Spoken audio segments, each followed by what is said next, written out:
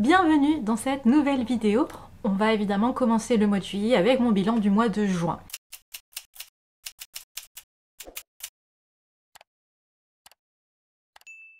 Alors, contrairement au mois de mai où j'ai eu beaucoup de coups de cœur, on va pas se mentir, le mois de juin était un peu plus compliqué, on va dire ça comme ça, avec mon premier roman 1 étoile de l'année. Vraiment, pour moi, c'est très dur de mettre une note aussi basse. Il y a toujours un respect, un minimum de ce que l'auteur ou l'autrice a écrit, voilà. Sauf que là, vraiment, c'était pas possible. Donc, on va commencer avec ma lecture 1 étoile. Blood of Hercules de Jasmine Maas chez Verso. Je sais pas ce qu'ils ont fait avec ce roman, pourquoi est-ce qu'ils ont édité ça. C'est de la dark romance. Je suis pas très pour à la base, mais je me suis dit, bon, Verso en général, ils sortent des choses assez sympas. Peut-être que c'est l'occasion de voir autre chose et de me faire changer d'avis. Loin de là, c'était catastrophique. Je trouve qu'il n'y a rien qui va. En fait, je me suis même demandé à un moment si c'était pas parodique et que j'ai juste pas compris l'humour, parce que c'est tellement improbable et what the fuck que... Voilà, il y a un moment j'ai dit, mais c'est une blague en fait. C'est mal écrit, l'intrigue est nulle, les rebondissements j'en parle même pas, l'héroïne, aucun charisme, elle est passive, elle est pénible, les personnages masculins, que dire, ils sont machos, violents... Franchement, ils font peur, c'est pas romantique du tout, je suis désolée. Enfin, j'ai pas envie de spoiler, mais vraiment, il n'y a rien qui va. Dans la description, je mettrai un lien vers ma critique Babelio avec spoil, si tu veux voir à quel point je n'ai pas aimé. Mais vraiment là, je sais pas ce qu'ils ont fait et je comprends pas l'intérêt de ce roman, tout simplement. Donc peut-être que la dark romance, c'est pas pour moi, mais au-delà des problématiques inhérentes au bouquin, juste c'est mal écrit. Bon, bref, je change vite de sujet, j'ai pas envie de m'éterniser sur ce roman. On passe aux lectures 3 étoiles. Il faut qu'on parle de Kevin de Lionel Shriver. Un classique, pourrait-on dire, puisqu'il a été adapté en film il y a déjà quelques années maintenant. J'ai adoré l'histoire dans le sens, les thématiques sur la maternité, la société, puisqu'on parle d'une femme qui envoie des lettres à son mari ou ex-mari, on sait pas trop, à propos de leur fils qui a commis une tuerie de masse dans son lycée, donc c'est inspiré des événements post-Columbine aux États-Unis. Et voilà, les thématiques par contre sont vraiment très intéressantes, mais j'ai beaucoup de mal avec l'écriture, alors pas forcément le roman épistolaire en tant que tel, même si là les lettres sont très longues, donc c'est vraiment pas très fluide, mais c'est surtout l'écriture qui est certes belle mais assez complexe, et encore une fois ça manque énormément de fluidité, et j'ai mis beaucoup de temps à le lire, j'arrivais pas à dévorer le roman malgré les thématiques, vraiment c'est ça le terme, ça manque de fluidité et c'est bien dommage. Une semi-déception, pas forcément dans les thématiques mais plutôt dans l'écriture et la forme que ça a pris de mon côté. One Night Only de Catherine Walsh, j'avais beaucoup aimé sa romance de Noël l'année dernière, donc je me suis dit pourquoi pas une autre romance d'elle. Là malheureusement elle a beaucoup moins fait, donc on est aux côtés de Sarah qui a décidé qu'elle ne vivrait plus jamais de relation amoureuse et seulement des coups d'un soir, d'où le titre One Night Only, et son dernier coup d'un soir, aussi exceptionnel soit-il, voilà, elle le met de côté, sauf que malheureusement elle va retomber sur lui alors qu'elle va au mariage de sa meilleure amie en Irlande, et il se trouve que ce coup d'un soir est le frère du futur mari. Donc il y a toute une partie qui va se passer en Irlande, évidemment, sur la relation entre deux, mais il y a aussi une très longue autre partie quand ils reviennent aux États-Unis, où ils vont continuer de se tourner autour, etc. Et même s'il y a des choses intéressantes, c'était un peu long pour une romance, à mon goût en tout cas, par rapport à l'écriture et les thématiques abordées, mais surtout, en fait, j'ai eu beaucoup de mal avec le personnage de Sarah, pas forcément dans sa personnalité, mais donc on sait qu'elle veut pas vivre de relation, et donc on s'attend, on aimerait comprendre pourquoi, et on s'attend à vraiment un gros traumatisme pour arriver à ces extrémités-là, et en fait on apprend, donc désolé là il y a un spoil, saute cette partie si tu ne veux pas savoir, on apprend qu'en fait c'est juste qu'elle a été larguée un peu comme une merde. Ok, c'est pas agréable, mais en fait ça arrive à beaucoup de monde, et ça veut pas dire pour autant qu'il faut plus vivre de relations amoureuses. En fait j'ai trouvé la raison un peu faible, et d'un point de vue scénaristique pas très intéressante pour expliquer cette impossibilité pour elle d'avoir des relations. Je trouvais que sa réaction était disproportionnée par rapport à la raison, et qu'en plus scénaristiquement parlant, bon, ça apportait pas grand chose à l'histoire. Ne t'inquiète pas pour moi d'Alice Quippers, un tout petit roman, alors pas vraiment épistolaire, même si d'une manière oui, puisque ce sont des mots laissés entre une mère et sa fille à travers des post-it et des mots laissés sur la table. C'est un roman clairement pour des jeunes adolescents. C'était très beau, puisqu'on va voir que cette relation est loin d'être facile, hein, entre une adolescente et sa mère qui travaille beaucoup, elles se croisent très peu, donc le fait qu'elles se parlent par post-it, et ce qui au départ est juste des listes de courses ou des petites choses, va évidemment se transformer en des choses plus profondes, et on va découvrir évidemment que il se passe quelque chose avec sa mère d'assez grave, et voilà, il y a toute cette relation et tous les tourments de l'adolescence et d'une mère aussi face à ça. C'est très beau, je sais pas pourquoi j'ai pas tant adhéré que ça. Déjà ça se lit très vite, vraiment. Bon, c'est le principe de ce genre, mais vu que les post-it parfois sont très courts, on enchaîne rapidement. Je pense que c'est une très bonne lecture effectivement pour des jeunes adolescents ou des adolescents. Moi j'ai pas eu cette engouement espéré, on va dire, même si je comprends pourquoi est-ce qu'il plaît beaucoup. On termine mes lectures 3 étoiles avec Belladonna d'Adalyn Grace. Grosse déception pour le coup, parce que j'en attendais vraiment beaucoup. Évidemment, on me dit roman gothique, atmosphère, fantôme, une romance là-dedans, ça a l'air d'avoir tout pour me plaire. J'ai adoré le prologue.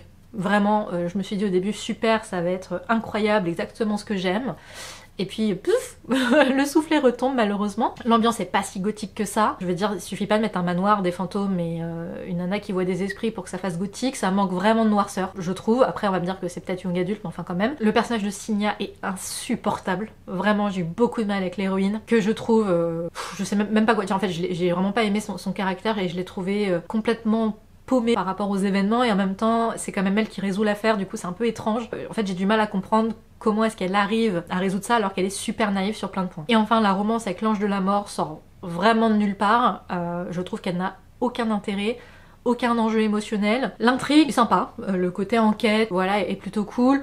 La fin laisse présager un tome 2, on s'est dit bon ok on a compris l'idée, en gros ça va être une enquête par tome et un poison différent à chaque fois. Bon voilà, c'est mignon mais vraiment pas à la hauteur de ce que j'espérais, et c'est pas si bien écrit que ça, ou en tout cas je trouve qu'il a manqué une fluidité, quelque chose pour vraiment que je sois happée par l'écriture, donc bon.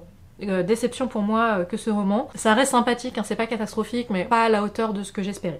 On va passer aux lectures 4 étoiles. Le livre des portes de Gareth Brown. Très bonne surprise, très bonne surprise. Donc on est sur un roman fantastique dans notre monde où une jeune femme, Cassie, libraire un peu timide, et qui a eu des grands rêves mais ne les a jamais vécus, va hériter de manière un peu étrange d'un livre qui s'appelle le livre des portes. Elle comprend assez vite que ce livre permet d'ouvrir toutes les portes qu'elle peut voir et imaginer, et donc aller finalement n'importe où. Elle le voit juste comme une manière de voyager. Évidemment c'est pas aussi simple puisqu'il y a tout un univers derrière avec ces livres magiques, de personnes très violentes et très cruelles qui cherchent à récupérer ces livres. Et donc voilà, on va partir sur une aventure vraiment haletante qui prend une tournure personnellement que moi je n'avais pas imaginé, mais qui rend l'ensemble très intéressant. Je vais pas en dire trop, mais j'ai été vraiment très agréablement surprise par l'univers et la manière dont c'est traité, et notamment sur la théorie du temps et du voyage dans le temps. Voilà, j'en dirai pas beaucoup plus, mais j'ai beaucoup aimé cette partie-là. Par contre, ma seule petite déception, c'est le personnage de Cassie, qui à plusieurs moments est un peu bête à mes yeux. Par exemple, elle sait qu'elle est pourchassée par des personnes vraiment très cruelles, on lui a montré, elle le sait, et la seule chose qu'elle trouve à faire c'est de retourner chez elle où évidemment elle se fait agresser. Sans blague. Enfin voilà, c'est ce genre de réaction moi qui m'énerve un peu dans ce genre de personnage, qui n'apprend rien de ce qu'elle vit et de ce qu'elle a... Enfin, je sais pas. Mais bon, ça reste des moments très légers, finalement elle évolue pas mal. Donc c'était voilà, un peu au début, après ça va mieux, et l'univers pour moi rattrape vraiment tout le reste et les autres personnages aussi. Vengeance Express de Riley Sager, très inspiré Crime de l'Orient Express puisqu'on va dans un huis clos à bord d'un train. Cette fois-ci c'est aux États-Unis, entre Philadelphie et Chicago, et on comprend assez vite que ça va être un voyage à sens unique puisqu'il a été organisé par Anna qui veut réaliser sa vengeance. On va assez vite comprendre pourquoi est-ce qu'elle souhaite se venger des personnages qu'elle a invités dans ce train, sauf que rien ne va se passer comme prévu, notamment un mort qui n'était pas prévu. Je vais pas trop en dire puisque c'est tout l'intérêt de ce genre de bouquin, c'est d'être emmené par le suspense. Néanmoins c'est très haletant, les chapitres sont assez courts, c'est très entraînant, il y a beaucoup de rebondissements. La seule chose qui a fait que j'ai pas eu un coup de cœur, c'est au bout d'un moment je trouve qu'il y avait trop de rebondissements, si cela est possible. Mais pour moi en fait au bout d'un moment, trop de rebondissements tue le rebondissement. Au bout d'un moment on comprend même plus ce qui se passe tellement il y a de twists et des twists et de retwists dans l'autre sens, où en fait on croit que c'est ça mais finalement c'est pas ça, mais en fait c'est peut-être ça mais par quelqu'un d'autre. Enfin, et au bout d'un moment voilà, tout se superpose un peu trop, et peut-être qu'à force de vouloir trop en faire, le mieux est un peu l'ennemi du bien quoi. Donc vers la fin je trouvais ça un peu lourd, même si l'intrigue est bien menée en soi, mais vers la fin j'étais un peu lassée par tous ces rebondissements. Mais ça reste une très bonne lecture dans le genre, et c'est assez original ce huis clos dans un train. Alors original oui non puisqu'il y a le Crime de l'Orient Express, mais en dehors de ça c'est pas forcément le plus courant. L'Oiseau de Feu, une très bonne lecture aussi, très intéressante, avec une longue mise en place. Donc on est dans une France uchronique où la famille Bonaparte règne toujours. On est quand même au 19e siècle, mais la famille Bonaparte on en est au 3e ou 4e génération. Et on va suivre deux jeunes filles de deux mondes complètement différents, mais qui vont se retrouver mêlées à travers un vaste complot politique, pourrait-on dire, en tout cas qui met en danger la politique française. Le moment où les deux héroïnes se rencontrent est assez tardif dans le livre, c'est vraiment la mise en place des deux personnages et de leur destinée, de leur trajectoire qui prend du temps. Donc l'une qui voit son père sauvagement agressé et sa mère kidnappée, et qui a envie de mener l'enquête évidemment, et de l'autre une aristocrate qui voit son frère jumeau être de moins en moins là, qui semble cacher des secrets, tandis qu'elle étouffe dans cette société pleine de carcans pour les femmes. Donc voilà, on a ces deux trajectoires qui vont finir par se rencontrer à un moment, et c'est là que les choses accélèrent vraiment et que l'intrigue prend de l'ampleur, mais c'est au moins la moitié du roman, facile. Donc voilà, je préfère prévenir, c'est une longue mise en place, faut pas s'attendre à ce que les deux héroïnes se rencontrent tout de suite, loin de là. Mais c'est important, néanmoins je comprends pourquoi il y a cette longue mise en place en tout cas, pour bien installer les caractères et les trajectoires, et le dénouement est du coup cohérent et tout à fait plausible, et ça c'était assez chouette. Ce qui a empêché le coup de cœur pour ma part évidemment, c'est ce côté un peu longué, même si je le comprends, mais après l'univers est vraiment très chouette, les personnages sont assez intéressants, et l'intrigue est vraiment bien menée du début à la fin. System Universe tome 2, un tome qui me prouve que System Universe est sûrement la saga que j'aime le moins parmi les sagas de lit RPG sorties en France, alors que j'aime moins, tout est relatif du coup, mais je trouve l'univers moins profond et moins complexe que Primal Hunter ou Dungeon Crawler Carl. Le personnage aussi de Derek me parle un peu moins, je suis moins attachée à lui on va dire, mais j'avais déjà ce truc dans le tome 1, c'est qu'en fait il est tellement surpuissant qu'il y a un côté un peu what the fuck et un peu too much, qui est drôle et jouissif, mais qui empêche le côté profond que je retrouve dans les autres sagas. Par contre, le côté économie de l'intrigue est assez intéressant, et ça reste une très bonne lecture, ça se lit très vite, et voilà, ça reste une aventure assez palpitante, mais pour moi ça reste pour l'instant la saga la plus explosive, mais dans le sens il se passe des trucs un peu waouh, sans aller forcément dans la profondeur, mais je sais que je lirai quand même la suite. Destination Écosse 1561, une lecture assez agréable aussi. Alors en vrai on serait plus entre 3,5 et 4 parce que c'est un peu difficile de jauger ce roman. On va suivre deux femmes, Jeanne et Morgane. Jeanne est une doctorante en histoire, qui est spécialisée dans notamment les femmes autour de Mary Stuart, donc en Écosse, et qui va avoir un job dans un club med, sauf que dans ce roman, qui est pourtant notre univers, les clubs med en fait est l'abréviation de club médiéval, et on fait des excursions dans le temps, au lieu d'excursions, on va dire, dans l'espace. Et elle a trouvé évidemment un job en Écosse, donc elle est très contente, même si c'est pas forcément le job de ses rêves, mais elle va être guide temporelle dans ce club med. De l'autre côté, on a Morgane, une influenceuse qui est trompée.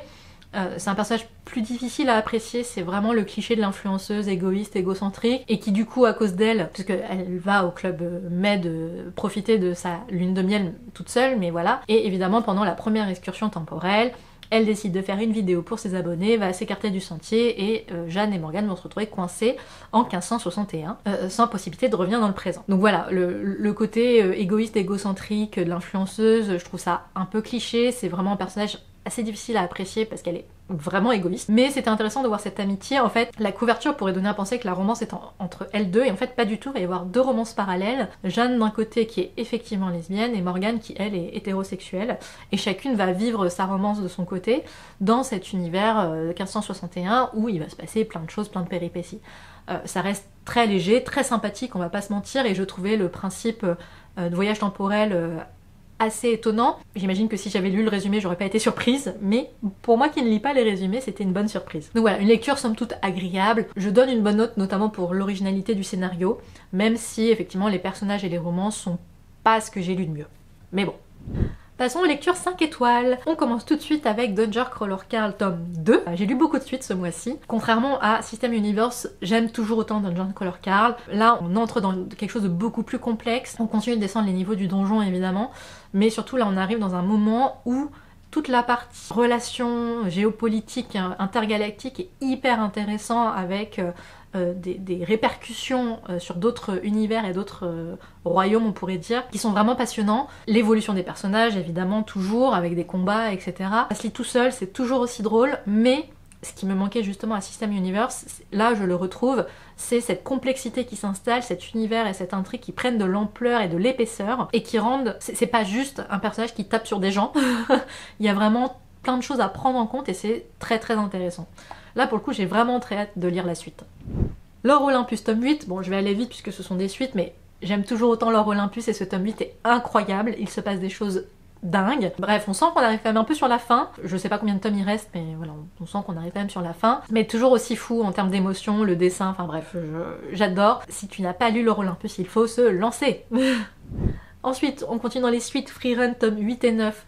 Pareil, je vais aller très vite puisque là on est sur du manga, mais j'avais très envie de relire un peu de manga ce mois-ci pour m'éviter la panne de lecture. En fait, voilà, je sentais que j'avais besoin de lire des choses faciles à lire, et j'aime toujours autant Freerun, donc voilà, je continue sur la lancée, et j'en profite pour regarder l'animé en même temps. C'est toujours aussi chouette, j'adore. Voilà, je vais aller très vite, mais comme on en est au tome 8 et 9, je vais pas aller plus loin. Swift and Saddled de Layla Sage, qui est donc le tome 2 de la saga Rebel Blue. Cette fois-ci, on suit Weston et Ada, donc Weston, le frère d'Amy du tome 1, et Ada, une architecte d'intérieur à qui je me suis un peu trop identifiée, mais on retrouve encore une fois cette romance hyper bienveillante dans une famille, mais qu'on adorerait avoir. D'un côté, on a Weston qui est un personnage masculin où c'est dit clairement qu'il souffre de dépression et il est traité pour ça. Et ça j'adore. De l'autre côté, on a donc Ada qui souffre de pas mal de choses, notamment à cause d'une ex-relation toxique, donc un manque de confiance en soi, etc. Et donc ces deux personnages vont se rencontrer, ça va être très explosif, mais j'ai adoré leur manière de se découvrir, et notamment Weston, la manière dont il a de respecter les limites d'Ada, qui elle est donc très surprise qu'un homme puisse respecter des limites. Mais voilà, enfin c'est tout ce que j'aime, c'est tendre, c'est doux, c'est drôle, c'est bienveillant, ça aborde des sujets forts. La romance est sexy à souhait sans être vulgaire, comme peut l'être Elena Armas par exemple, ou là Layla Sage. Vraiment, j'aime toujours autant cette saga de romance cow-boy, et encore une fois j'ai très hâte d'avoir le tome 3. On termine avec le coup de cœur, même si techniquement il y a 5 tomes dedans. Ça va être la light novel des Carnets de l'apothicaire, où j'ai dévoré les tomes 1 à 5, les seuls parus en France pour le moment, puisque le tome 6 paraît qu'en septembre. En fait, pareil, j'ai lu les mangas, je les adore, mais j'ai voulu regarder l'animé, et lire l'animé m'a donné envie de découvrir la light novel, parce que la light novel va beaucoup plus loin que l'animé déjà en termes d'histoire. L'animé, la saison 1 s'arrête à la fin du tome 2, hein, donc on voit la différence. Et il y a plein de détails qu'ils ne peuvent pas mettre dans le manga ou l'animé, hein, ce qui est normal, mais du coup on en apprend beaucoup plus déjà sur la Chine impériale, sur la manière dont fonctionne la cour intérieure, mais aussi sur plein de détails sur les personnages qui changent pas profondément l'intrigue. Mais quand on adore cet univers, on est bien content de découvrir un peu plus les personnages, leur passé ou leur manière de penser. Et évidemment, comme ça va plus loin, il se passe beaucoup de choses entre Jinchi et Mao Mao, mais pas que. L'intrigue est vraiment de plus en plus complexe, avec des répercussions politiques assez incroyables, et des secrets, et des complots, enfin voilà, c'est vraiment génial. Et ça a été un gros coup de cœur ce mois de juin, puisque j'ai quand même dévoré les 5 tomes en un mois. Après ça se lit assez vite, mais c'est très cool. En plus il y a des petites illustrations dans la light novel qui sont très chouettes. Bref, je suis à fond dans l'univers Carnet de l'apothicaire, puisque du coup maintenant je suis à jour sur le manga, le light novel et quasi l'animé. Il me reste quelques épisodes de la saison 2, mais je devrais avoir bientôt fini, donc voilà. J'ai hâte de voir ce que me réserve le mois de juillet. En tout cas, s'il y a des livres dont j'ai parlé que tu as lu ou que tu as envie de lire, n'hésite pas à me le dire en commentaire. Et puis j'ai hâte de te voir dans une prochaine vidéo. Ciao ciao!